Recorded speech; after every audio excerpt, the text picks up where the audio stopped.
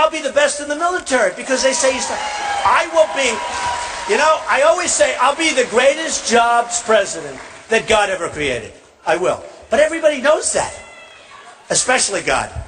Everybody knows that. But you know what I'll be? I'll be great at the military. I'll be so good. And I'll know when. And I'll build our military so strong, so tough, so incredible. Nobody's going to mess around. We're never going to have to use it. We're never going to have to use it.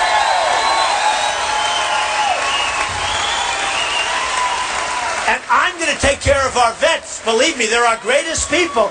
And our vets are not being treated as well as illegal immigrants. I'm going to take care of our vets. So, go back. So, the word is unpredictable. I made a business deal a year ago. And the guy, I beat him so badly. It was so beautiful. It's a beautiful thing. It's like a picture. For me, it's like a picture. That's my own problem, I guess. But to me, it's like a painting when you can do something like that. So I made this deal, and it was great. And they did a story on me recently, and it was a nice story. And I said, I hope they don't call this guy. They ended up calling this guy, what do you think about Trump? And he said, but in a respectful way, he said he won because he was so damn unpredictable. We didn't know what the hell he was going to do. That's a positive thing. That's a positive thing. I mean, if you're a poker player and you're predictable, you're not going home with much money. Okay? But it was really, I said, that's not nice what he said. First I said, that's not nice, I'm unpredictable. Then I said, wait a minute. He meant that as a compliment. And I called him. I said, what did you mean by that?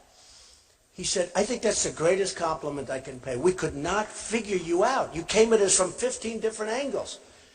So with Obama, when he announces that we're leaving Iraq on a certain date, we shouldn't have been there. But once you announce the bad guys, remember they said the surge worked? You know why the surge worked? You know why? Because the bad guys all moved back.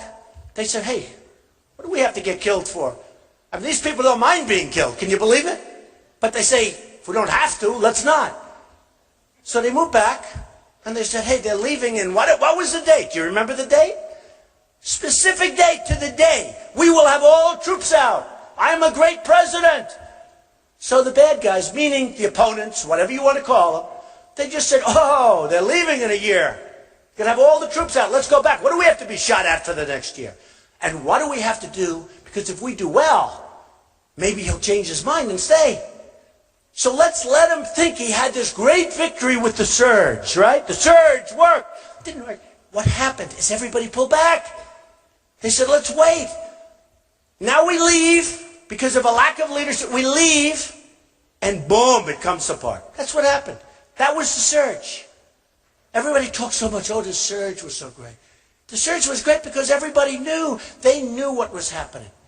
They knew it was going to happen.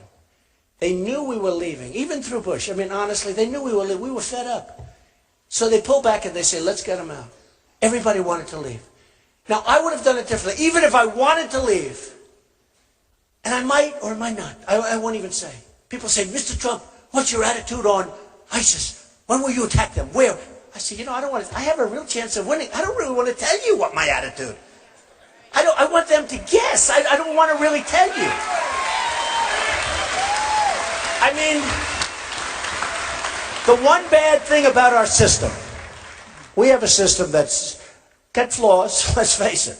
Hey, look at our leadership. It's got flaws. But you know the one bad thing? When I give that answer, they say, although some people, I see it here, some people say, we love that, we love that. But when I give that answer, people say, Trump doesn't know. He doesn't know. He didn't give an answer as to exactly what he's going to do. Exactly. What is he going to do? And I know exactly what I'm going to do.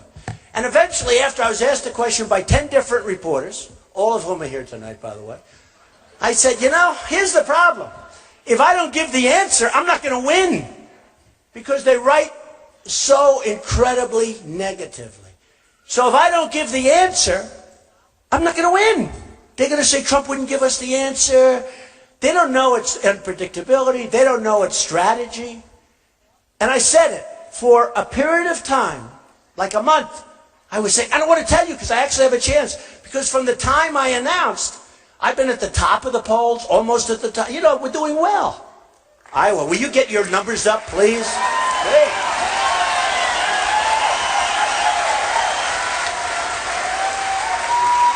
When you get these numbers up, I promise you I will do such a good job.